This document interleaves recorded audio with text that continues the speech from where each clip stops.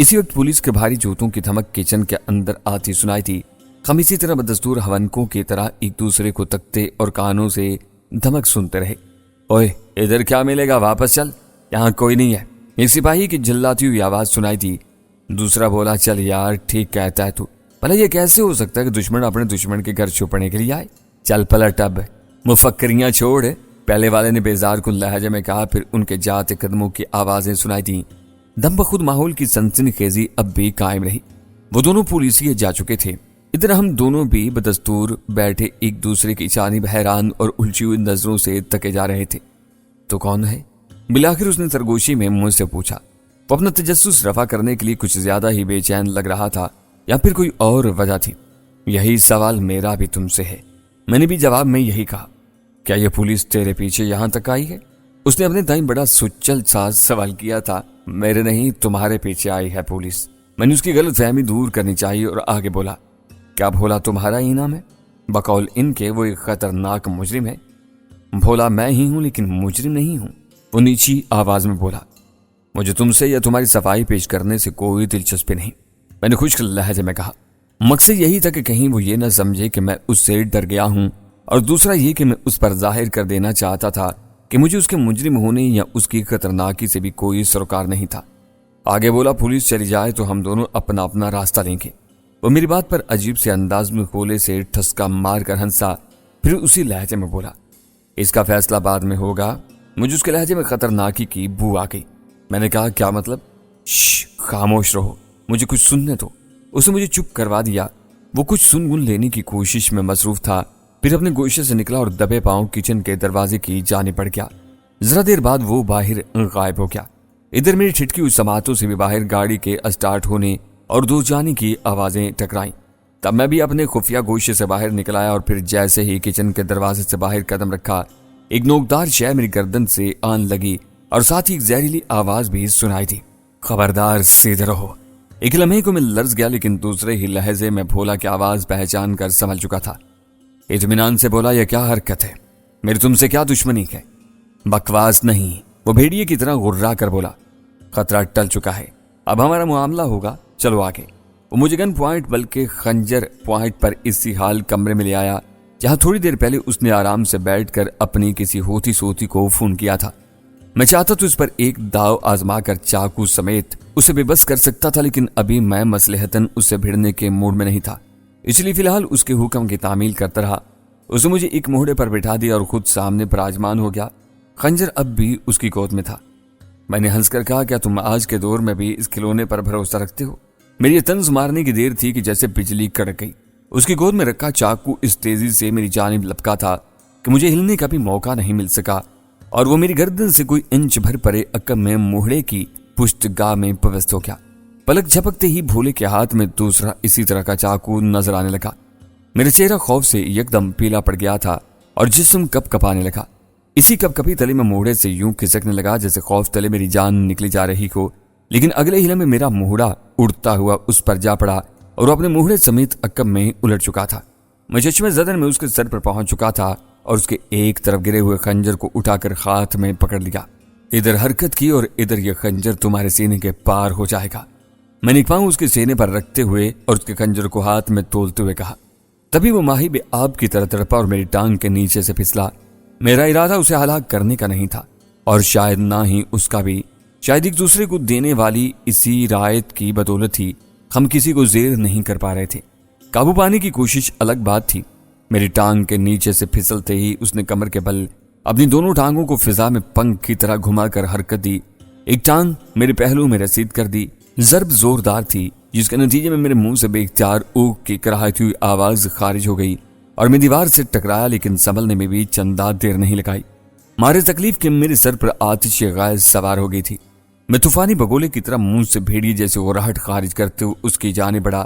تب تک وہ اچھل کر کھڑا ہو چکا تھا اور اس کے ہاتھ میں خنجر چمک رہا تھا، جو غالباً اس نے موہڑے کی پشت گاہ سے نکالنے میں مطلق دیر نہیں لگائی تھی، جبکہ میرے ہاتھ سے بھی خنجر نہیں نکلا تھا ابھی تک۔ اب ہم دونوں خنجر ہاتھوں میں تولے اور خونناک نظروں سے ایک دوسرے کو گھورے جا رہے تھے۔ دیکھو، لڑنا چاہتے ہو تو میدان مت چھوڑنا، مگر یہ ہرگز مت سمجھنا کہ میں تم سے ڈر گیا، لیکن میری تم سے کوئی دشمنی نہیں ہے۔ इस फजूल लड़ाई में हम दोनों को कुछ हाथ नहीं आने वाला। आगे तुम्हारी मर्जी, आ जाओ, मैं तैयार हूं। मैंने कुछ मसलियत और कुछ जोश से काम लेते हुए इस बेवकूफ को समझाया। तभी अचानक उसके चढ़े हुए तेवरों के बल ढीले पड़ गए। यकायक उसकी बारीक मूंछों तले होंठों पर मुस्कुराहट खेल गई। इसी लहजे में बोला, जिदार तो हो, मान गए, लेकिन मेरी एक मजबूरी से तुम्हें समझौता करना पड़ेगा। दोस्ताना अंदाज में हाथ मिलाकर अगर ये कहोगे तो मैं इस बारे में सोच सकता हूं, लेकिन इस तरह हरगिज नहीं। मैंने भी उसकी आंखों में आंखें डालकर कहा, शावा वे शावा, नस्ली लगता है। उसके मुंह से बरामद हुआ। मुझ उसके तने हुए आसाब यकलख्त ढीले पड़ते महसूस हुए। उसने खंजर अपने लिबास में कहीं उड़स लिया तो मैंने भी यही किया। वो मेरी ही उम्र का लगता था और कद भी मेरे जितना ही था। मैं जरा शहर का परवरदा था, इसलिए मेरे 6 फुट कद में कुछ स्मार्ट फिगर था, जबकि वो शायद गांव देहात का पला हुआ था। इसीलिए उसकी सेहत काबिल रश्क थी, मगर बेडोल वो भी हरगिज नहीं था। गांव देहात की एक ठीठ किस्म की खुबरूई उसके चेहरे पर नुमाया थी। उसके चेहरे पर बारीक मूछें उसकी वजाहत में इजाफा कर रही थीं। मैं क्लीन शेव था, रंगत उसकी गंदमी और मेरी कदरें सांवली थी। वो 2 कदम मेरी जानिब बढ़ा और मैं 3 कदम उसकी तरफ गया। उसने मुस्कुराते हुए दायां हाथ मेरी जानिब बढ़ा दिया और मैंने भी। तभी हम दोनों के दरमियान एक गर्मजोश मुसाहफा हुआ। उसने टांग के ठुड्डे से एक मूढ़े को मेरी जानिब खिसकाया तो मैंने भी करीब ऊंधे पड़े मूढ़े को लात की ठोकर से सीधा करते हुए उसकी जानिब बढ़ा दिया। हम दोनों बैठ गए। बाहर सर्द हवाओं की साएं साएं सुनाई दे रही थी। शाम खासी झुकाई थी। छत के दरमियान इलेक्ट्रिक वायर से झूलते बल्ब की रोशनी अंधेरे के इजाफे के साथ बढ़ती हुई महसूस होने लगी। दूर कहीं आवारा जानवर के अजीब अंदाज में बोलने की आवाज सुनाई दी। अंदाजा तो हो रहा है मुझे कि तुम कम अज कम चोर नहीं हो। क्या नाम है तुम्हारा और यहाँ क्या कर रहे थे तुम? उसने खरे लहजे में कहा। अगर मैं टेलीफोन पर तुम्हारी बात न सुन लेता तो मेरा भी तुम्हारे मुतल्लिक पहले यही अंदाजा होता जो तुमने मेरे बारे में लगाने की कोशिश की थी। मैंने भी नबे तुले लहजे में कहा। फिर ये जानती कि तुम्हारा और मेरा दुश्मन एक ही है तो मुझे कुछ तसल्ली हुई। मैंने दनिस्ता आखिर में यह कहकर उसे चौंकने पर मजबूर कर दिया। तभी मैंने अपना नाम बताते हुए मजीद कहा, वैसे मेरा नाम सोहराब खान है, तुम कौन हो? उसने गहरी हुनकारी खारिज की और बोला, मैं असगर हूं। भोला मेरी उर्फियत समझ लो। वो इतना बताकर चंद लहजे रुका, फिर बोला, दुश्मनी तो मेरी इस नामुराद शाला जी से कुछ कम नहीं और ना ही नहीं है, मगर तुम मुझे यहाँ के लगते नहीं हो। भला दुश्मनी का क्या सवाल? यही वाज़ेह फर्क है तुम्हारी और मेरी इससे दुश्मनी में। मेहरबानी के इस लहजे में कहा, तुम्हारी इससे पुरानी है और मेरी बिल्कुल नई नकोर। कहते हुए मैं आखिर में मुस्कुरा दिया था। क्या दुश्मनी है तुम्हारी? उसने इश्तियाक और तजस्सुस से मजबूर होकर पूछ लिया। सिर्फ इस शर्त पर बताऊंगा कि तुम भी मुझसे कुछ नहीं छुपाओगे। शावा वे शावा, बड़ा नस्ली है, मुझे मंजूर है। वो जीदारी से मुस्कुरा कर बोला। तब मैंने उसे धीरे धीरे सिर्फ इसी कदर बताया कि मैं कराची से सियालकोट के लिए ट्रेन में रवाना हुआ था और मेरे साथ 2 साथी लड़कियां भी थीं, जिनमें एक बहन और दूसरी महबूबा। फिर क्या हुआ वो सब मैंने बता दिया। बाकी कराची में पेश आमदा हालात से सरदस्त उसे आगाह करना मैंने मुनासिब नहीं जाना था। वो मेरी इतनी ही कहानी पर हैरान रह गया। बोला, ये कैसे मुमकिन है कि तुम उसे नहीं जानते, ना ही कभी बकौल तुम्हारे उससे वास्ता पड़ा? फिर ये सब चक्कर क्या है? चक्कर तो मैं सब समझ रहा हूं, लेकिन फिलहाल तुम्हारे लिए इतना ही जानना काफी है, क्योंकि अभी तक मुझ पर पूरी तरह कुछ वाज़ेह नहीं हुआ है। साथ रहा हमारा तो सब जान जाओगे। वो सोचता बन गया, फिर मोढ़े से उठा और छोटे छोटे कदम उठाता खिड़की की तरफ गया। एक जरा बाहर को झाती मार कर दोबारा पलटा और मेरे करीब आकर बोला, सिगरेट शिगरेट है? कभी कभी पी लेता हूं, मैंने कहा, लेकिन इस वक्त नहीं है। वो खामोशी से मेरे सामने वाले मुहड़े पर विराजमान हो गया। मैंने दोबारा याद दिलाया, तुम बताओ ये नादो वाला क्या चक्कर है? मेरी बात पर उसने मेरी जानिब देखा, फिर बोला, नादो मेरी मोहब्बत है, मेरी मंग थी। इस हराम के जने शाला जी ने शब मार कर उसे मुझसे छीन लिया, हमें जुदा कर दिया, मगर ये उसका ख्याल है। नादो अब भी मेरे साथ है और मैं उसके, पर खैर काफी है इतना। उसने मेरी जानिब सवालिया नजरों से देखा। मुझे उसकी कहानी से कोई सरोकार नहीं था। अलबत्ता असल बात जो हमारे बीच थी वो ये कि हमारा दुश्मन एक था। मामलात अलग से ही, ताहम तबसरा करना जरूरी समझा। बोला, अफसोस हुआ, यही होता आया है। जागीरदाराना निजाम में मजबूरी हमेशा फली फूली है। जराइम भी इसी की पैदावार है, मगर पुलिस का क्या मामला है? वो तुम एक खतरनाक मुजरिम समझे हुए थी। मेरे सवाल पर वो जहर नाकी से मुस्कुराया और उसी लहजे में बोला, मैंने कोई जुर्म नहीं किया यार, मां सिवाय शाला जी को धमकाने की। फिर न जाने इलाके के इंस्पेक्टर को उसने क्या खिलाया पिलाया। और इस रातब खोर ने मुझ पर ना जाने कौन कौन से झूठे इल्जामात लगा दिए। मैं होंठ बीचे खामोश रहा। वो बोला, देखो तुम मेरे मंसूबे से वाकिफ हो चुके हो, यही मेरी मजबूरी थी और इसीलिए मैंने तुम पर हमला किया था। पर अब वो गलत फहमी दूर हो गई। नादो पहुंचने वाली है यहाँ। हम दोनों ने भागने का इरादा कर लिया है, मगर तुम्हें देख कर वो डर जाएगी। तुम उसके सामने मत आना, इसकी तुम फिक्र मत करो दोस्त। मैंने उसकी तरफ देखकर पूरे खलूस से मुस्कुराते हुए कहा, खुदा तुम दोनों की मदद करे, लेकिन क्या मैं एक दोस्त की हैसियत से तुम्हें कोई मशवरा दे सकता हूँ? दोस्त कह दिया तो गली मुका दी। शावा भाई शावा, बोल, मैं सुन रहा हूं। उसने कहा, क्या तुम समझती हो कि इस तरह नादो और तुम खुश रहोगे? मेरा मतलब है, क्या शाला जी और उसके खतरनाक गुर्गे तुम दोनों का पीछा छोड़ देंगे? उसने एक तेज सी निगाह मेरे चेहरे पर डाली। वहां मुझे शोलों की लपक महसूस हुई। उसी लहजे में भबक कर बोला, शाला जी जिंदा रहेगा तो मेरा और नादो का पीछा करेगा ना? पुलिस को फिर क्या जवाब दोगे? वो तुम्हारे पीछे पड़ जाएगी। मैंने कहा, छोड़ो यार इस मौजू को, तुम बताओ अपने बारे में क्या ख्याल है? मेरा मामला शायद थोड़ा सा मुख्तलिफ है। जो अभी मेरे हाथ में है, मैं इनकी वापसी का मुंतजिर हूं और देखना चाहता हूं कि फौजिया और राहिला इनके हत्थे चढ़ चुकी हैं या नहीं। तसल्ली होने के बाद मैं चुप चुपाते यहां से निकल जाऊंगा और खुद ही इन्हें तलाश करने की कोशिश करूंगा। शावा भाई शावा, वो मुस्कुराकर अपने मखसूस लहजे में बोला, तू तो ऐसे कह रहा है जैसे ये सारे काम चुटकी बजाते हो जाएंगे। शाला जी यहाँ आएगा, इसके गुर्गों से तू बच निकलेगा और फिर एक अजनबी जमीन पर इन दोनों कुड़ियों को ढूंढने निकल जाएगा। ये सब जैसे तुझे थाल में सज्जा मिल जाएगा ना, है ना? आखिर में वो एक कहका मार कर हंस दिया। मुझे उसका ये तंजिया अंदाज नागवार गुजरा। तुम अपने बारे में बताओ जरा, तुम क्या तीर मारने लगे हो? बुरा मान गया दोस्त, वो जैसे किसी को खबर देने के अंदाज में बोला। फिर मूढ़े से उठ खड़ा हुआ, मेरे करीब आया, मेरे कंधे को होली से थपथपाया और बोला, दोस्तों के साथ जोश में नहीं आते संगी। मैं तो तुझे तस्वीर के दूसरे रुख से आगाह करने की कोशिश कर रहा हूं, ताकि तू किसी मुगालते में आकर धोखा न खा जाए। इसका अंदाज इतना खरा और मोहब्बत वाला था कि बेइख्तियार में सर झटक कर मुस्कुरा दिया और उसके हाथ पर अपना हाथ रख दिया। वो बोला, ये हुई ना बात। दरअसल संगी, तू इस आराम के जने शाला जी की जागीर और इसके शिकारी कुत्तों से वाकिफ नहीं। फिर ये इलाका भी तेरा कब देखा भाला है? पता नहीं क्या बात है, तू मुझे सिर्फ अच्छा नहीं लगा है, बल्कि सीधा मेरे दिल में खुबा है। यहाँ कहते हुए उसने अपना एक हाथ अपने दिल के मकाम पर सीने पर मारा। शायद तुझ में और मुझ में एक कदर मुश्तरिक है, वो है जीदारी और सच्चाई। देख, मेरा मशवरा मान और मुझे नादो का भी इंतजार है और इस मरदूद शाला जी का भी। अगर पहले नादो आ गई तो मुझे मजबूरन शाला जी से भिड़ने की हसरत दिल में लिए निकल जाना होगा। वो खुद ही कभी मेरे रास्ते में आ ही जाएगा तो हिसाब बेबाक कर लूंगा। पर तू मेरी मान। वो इतनी लंबी बात कहते कहते रुक गया। चंद लम्हे इसी तरह खड़ा सोचता रहा, फिर अपने मोहड़े पर जाकर धंस गया। मैंने भवें सुकेड़ कर उसके चेहरे का जायजा लिया। वहां अनगिनत सोचों की लकीरों का जाल सा बन चला था, जैसे वो किसी बड़ी गहरी और गंभीर किस्म की सोच में गलता हो गया हो।